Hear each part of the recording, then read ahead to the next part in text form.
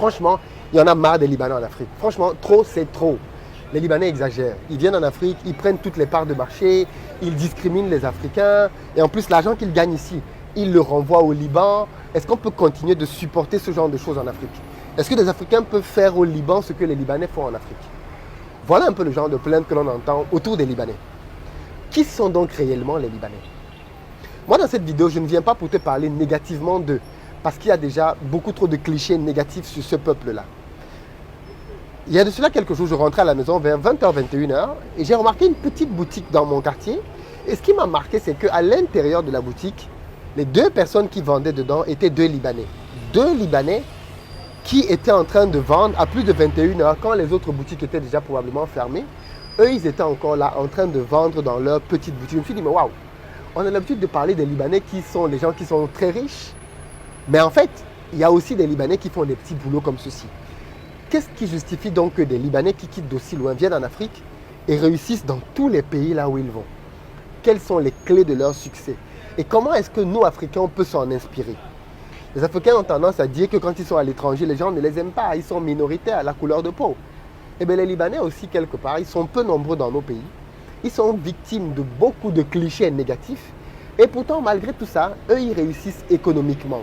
Qu'est-ce qu'on peut apprendre de tout cela en tant que communauté africaine? Parce qu'à un moment donné, il faut accepter que la réussite, le succès respectent certains codes. Les Juifs appliquent ces codes-là et ça marche. Les Chinois appliquent ces codes-là et ça marche. Les Libanais appliquent ces codes-là et ça marche. Les Africains doivent appliquer ces codes-là pour que ça marche pour eux. Donc reste jusqu'à la fin parce que je vais te partager 4 piliers fondamentaux de la réussite de la diaspora libanaise en Afrique. Et tu comprendras désormais ce que toi aussi, en tant qu'entrepreneur ou futur entrepreneur, tu dois mettre en œuvre dans ton business, où que tu sois, en Afrique ou en Europe, pour avoir du succès. Salut à toi, je m'appelle Philippe Simo. Si tu es nouveau ici, je t'invite à t'abonner parce qu'ici, on parle de business, d'entrepreneuriat, de mindset, et parce que c'est avec ça qu'on va développer notre communauté. D'ailleurs, si tu es en France et que tu veux te former avec moi, rendez-vous le week-end de la semaine prochaine à Paris pour une formation inédite dans laquelle je vais te partager les stratégies et les techniques que tu dois mettre en œuvre pour augmenter ton chiffre d'affaires dans ton business. Pour te parler de cela, je serai entouré de 2 entrepreneurs d'exception. Kelly Massol, qui a commencé dans sa cuisine avec 1 500 € et qui maintenant fait plus de 5,5 millions d'euros de chiffre d'affaires. Comment elle a fait pour exploser le plafond de verre? Je serai avec Shena Donia, qui elle va te partager les stratégies que tu dois mettre en œuvre pour apprendre à te vendre toi-même. Et puis moi-même derrière, qui vais te partager les stratégies que je mets en œuvre pour faire décoller mon chiffre d'affaires dans tous mes business en Afrique et en Europe. C'est une journée de formation exclusive, intense, avec de très bons entrepreneurs qui viennent te partager à cœur ouvert les réalités de leur business. Donc si tu n'as pas encore pris ta place, il n'en reste que quelques-unes. Dans la barre de description de cette vidéo, je te mets un lien. Je voulais te parler des Libanais parce que, comme je disais en début de vidéo, il faut apprendre de ceux qui ont réussi les clés du succès. On dit que le succès laisse des empreintes. Et si tu suis les empreintes de quelqu'un qui a réussi, il y a des chances que ces empreintes te conduisent vers la même destination. Comment font donc les Libanais pour réussir en Afrique? On va remarquer que dans les principales capitales africaines, les Libanais sont implantés. Douala, Yaoundé, Dakar, Abidjan, Bamako, Conakry. Prenez la capitale que vous voulez. Kinshasa, Pointe-Noire. Les Libanais sont là et ils sont en bonne place, même comme ils sont peu nombreux. Alors, premier secret que je vois chez les Libanais et qu'on a tendance à beaucoup oublier, c'est que les Libanais, ce sont de très grands bosseurs. Il y a déjà 3 jours, je suis sorti pour me balader dans le quartier dans la nuit. Il était pratiquement 21h. Je me suis prolongé, j'ai longé la rue des Jardins. C'est une grande rue ici, au Vallon à Abidjan. Et pendant que je marchais sur cette rue-là, j'ai remarqué, c'était très intriguant, 4 à 5 personnes qui étaient en train de travailler dans une boutique la nuit. Le genre de travaux qui te laisse penser qu'il y a une ouverture qui est imminente là. Et ce qui était frappant, c'est que dans les 4 à 5 personnes, il y avait un noir et 4 Libanais. Je me suis dit, waouh, les gars, ils font du zèle là. Je suis allé, j'ai fait ma marche, j'ai prolongé toute l'avenue. J'ai fini de prolonger l'avenue, je suis remonté. Et en remontant, les gars étaient encore là en train de bosser. L'Africain n'était plus parmi eux. Il n'était plus que 4 en train de continuer de bosser. Ça m'a rappelé l'image que j'avais vue quelques jours auparavant d'autres Libanais qui étaient en train de travailler dans un petit commerce de quartier à une heure avancée de la nuit. Et je pense qu'on a tendance à oublier cet élément fondamental chez les Libanais. Les amis, les Libanais, c'est des gros bosseurs. Est-ce qu'on peut se dire cette vérité? Ce sont de gros bosseurs. Oui. Quand les Libanais ont un business, en général, ils sont là à l'ouverture et ils sont là à la fermeture. Dans tous les business de Libanais que je connais, quand vous arrivez, les Libanais eux-mêmes sont là. Ils sont eux-mêmes à la caisse. Ils sont là pour voir comment est-ce que le personnel travaille. Les Libanais sont toujours présents. Beaucoup d'entre nous, quand nous avons des business, disons-nous la vérité. Le patron joue le patron. Il n'est pas là à l'ouverture. Il vient à une certaine heure. Et parfois même, il n'est pas là à la fermeture. Il ne contrôle pas de près ses finances. Et après, il se plaint qu'on a volé ceci, on a volé cela. Les Libanais sont extrêmement présents dans leur business. Et ils veillent au grain de ce qui se passe. Ce sont des gars qui bossent dur. Prenez les restaurants libanais que vous voulez, les boutiques libanaises que vous voulez, où que vous soyez. Et souvenez-vous de ce que je viens de vous dire. Les Libanais sont toujours là, à l'ouverture et à la fermeture, et à tout moment de la journée, en train de travailler. Toujours, toujours, toujours. Donc, c'est un peuple de bosseurs. Et nous, les Africains, on doit s'inspirer de ça. Deuxième élément caractéristique des Libanais, et qui, je pense, on peut réellement aussi regarder, c'est que les Libanais mettent énormément d'importance à l'esthétique, à l'apparence extérieure. Oh là là, la caméra a lâché, donc je vais la remettre. Parce que c'était le téléphone. Et j'espère qu'elle va reprendre. Tac, tac, tac, tac, petit incident technique. Est-ce que c'est bon? Tu peux laisser? Ok, on va continuer. Je suis désolé, il y a eu un petit incident technique, mais on va continuer parce que je ne vais pas recommencer de zéro. Ce sont les aléas du direct. Donc je disais, deuxième point.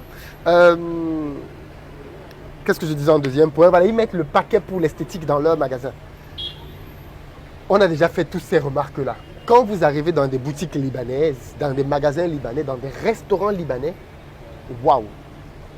Ils travaillent l'esthétique. Que vous soyez à Dakar, à Abidjan, à Douala, à Yaoundé, parmi les plus beaux restaurants de la ville, il y a des restaurants libanais. Toujours, toujours, toujours. Vous connaissez vous-même les adresses. Je ne vais pas venir faire leur publicité ici, ce n'est pas la peine. Mais souvenez-vous que ce soit les boulangeries, que ce soit des pâtisseries, que ce soit des boucheries, que ce soit tout ce que les Libanais touchent en général, ils accordent beaucoup d'importance à l'apparence extérieure dans le business. Chose que beaucoup d'Africains négligent. Du coup, vous croyez quoi? Que quand quelqu'un... Moi, je suis allé dans beaucoup de restaurants pour voir, faire du benchmark, comprendre le succès de ces personnes. Vous allez vous rendre compte que dans les restaurants, prenons par exemple Maison H, qui est un restaurant de glace, qui est très connu au Cameroun. Mais des gens quittent très loin, parfois même des gens qui n'ont pas beaucoup d'argent, pour venir vivre une expérience chez Maison H. À cause du décor, à cause du design. On va me dire que ce n'est pas exceptionnel, oui, mais en réalité, c'est que je ne connais pas beaucoup de glaciers qui ont investi autant pour construire des glaciers. OK? Et ils ont d'autres restaurants de très bon standing dans la ville. Douala, Yaoundé, Abidjan, ici, il y en a plein. Les meilleurs restaurants en termes de déco sont généralement faits par des Libanais. Donc c'est un constat qu'on peut faire et qui doit nous interpeller. Qui est insensible à la beauté? Qui est insensible à l'esthétique? L'être humain est attiré par ce qui est beau.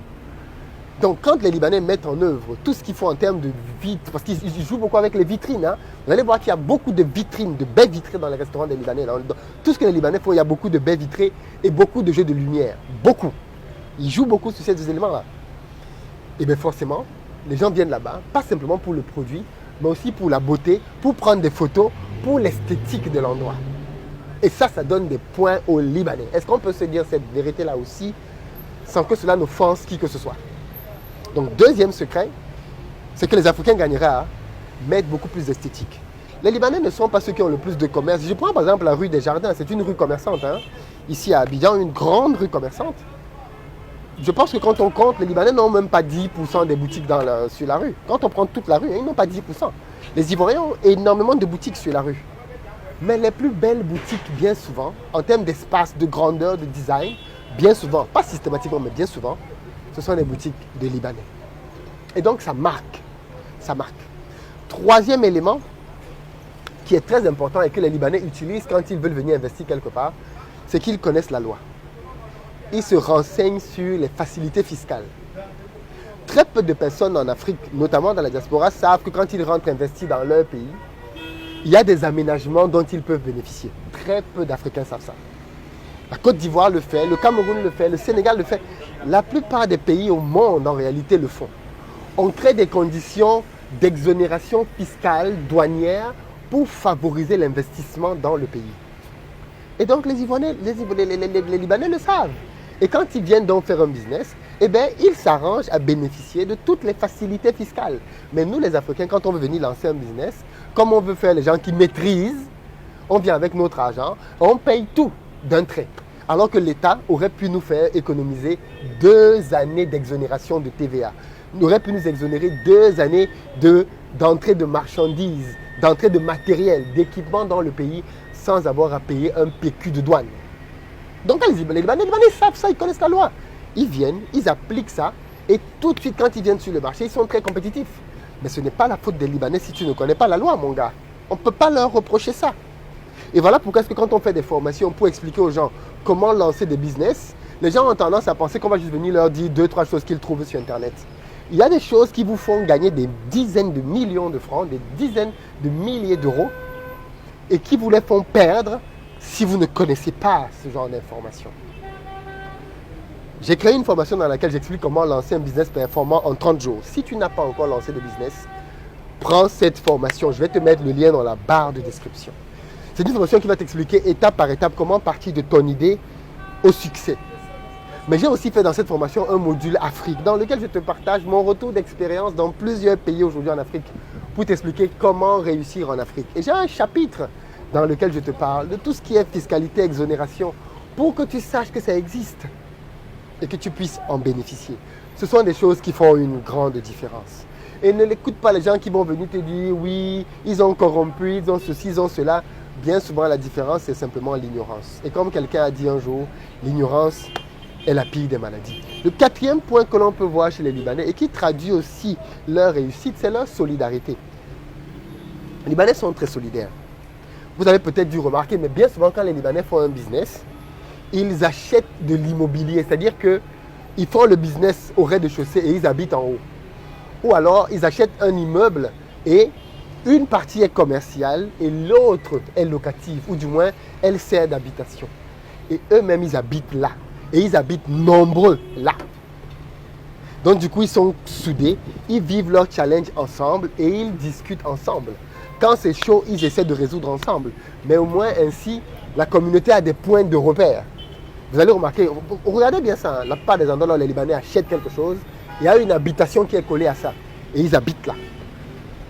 Les messieurs dont je parle, par exemple, qui travaillent jusqu'à 21h, quand je suis reparti, il était 22h, eh bien, certains d'entre eux ont ouvert la barrière. Je me suis rendu compte qu'en fait, l'endroit où ils étaient en train de travailler, c'était en fait là derrière qu'ils habitaient aussi.